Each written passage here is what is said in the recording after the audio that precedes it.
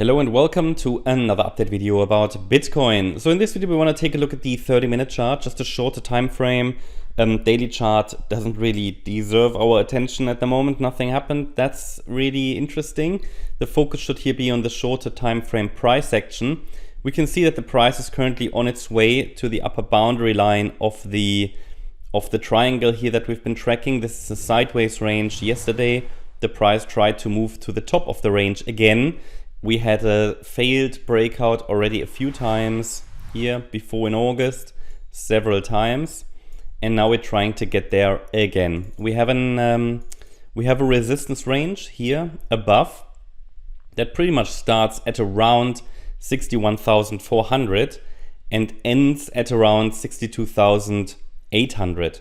And the $61,900 level, if we zoom in a little bit, then you can see here that this is sort of you could say this is one of the more important points in that resistance range, because we had rejections at this level a few times. Okay, so this is really key. We need to see the price get above it. We had an overnight dip. Oops, 1 second. Didn't want to activate replay mode. We had an overnight dip, as you can see here, and we're now recovering. So we have a directly bearish, let's say, setup or scenario, which is this 1-2 setup to the downside we talked about. But this has now been invalidated a few times, which is good. Yeah, I mean, as I said to you before, we're holding above support, so I'm not necessarily focusing on the bearish count, but it is still something we need to keep in our minds, still consider, because once support levels start to break, the yellow wave count, which is the bearish one, will likely start to unfold. The thing is only, we don't really have any impulses to the downside that would support it. At the same time, we don't have any impulses to the upside which support really strongly the bullish count, but the bigger picture is still possibly bullish, even though the 5th of August mini crash has definitely raised caution. So we have to be cautious, okay?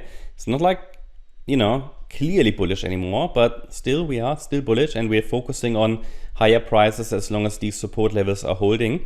It's just important to be aware of a bearish possibility as well. So the first invalidation point for this 1-2 setup to the downside in yellow, where the wave 2 might have topped yesterday, the first invalidation is at 61,900. If we get above that level, the bulls would invalidate another bearish setup, and then a break above the resistance range here, specifically at around 62,800, would be invalidation of the next bearish setup. Now, all of that is not clearly bullish. The chart has a lot to prove because we're dealing with a diagonal pattern, okay? So you see the roadmap here that after a successful upside breakout should take us to 66,880. That's the first ideal target of a third wave. And then, no, it's actually this third wave here, 1 second, this one, okay? And maybe even higher, right? Depending on how this unfolds. I'm not entirely confident about the microstructures. That will likely change within this larger third wave. But please be aware that the first ideal target is 66,880. And then overall in a fifth wave, we should even go higher, possibly to 69 to 70K. So that is what we're tracking here at the moment on the Bitcoin chart. I'm still focusing on higher prices.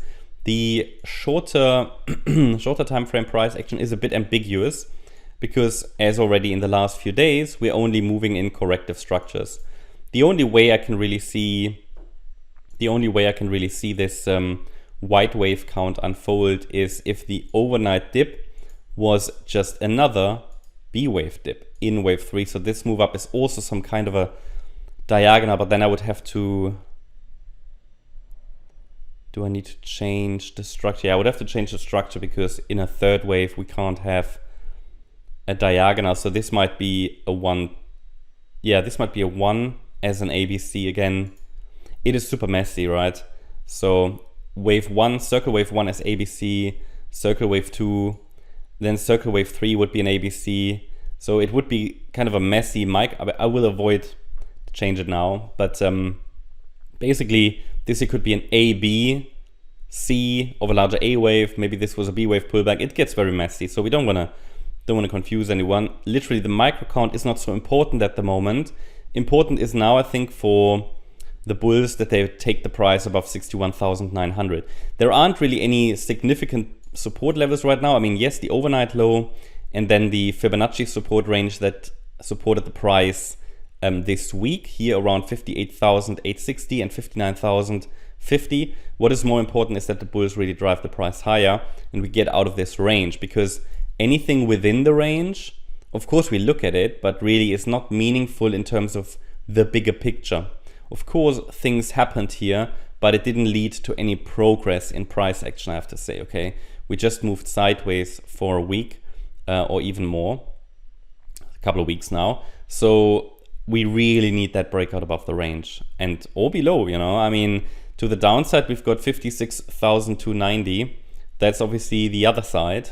Just make sure that you are prepared. I mean, it's not a done deal that we're breaking out. We haven't broken out yet. It could just be a yellow wave 2 or even a B wave, even if as a triangle, this is possible. Okay, so the B wave could even be a triangle. So therefore, the wave count itself is not so important. We just need to be on high alert for possible breakdowns, while watching for the upside breakout levels and then being prepared that if they break to the upside, because of all these previous swing highs, we might see quite a rapid advance then, yeah, because it is likely that a lot of short sellers have placed their bets here in that resistance area. So that's the update about Bitcoin. Hope you liked the update.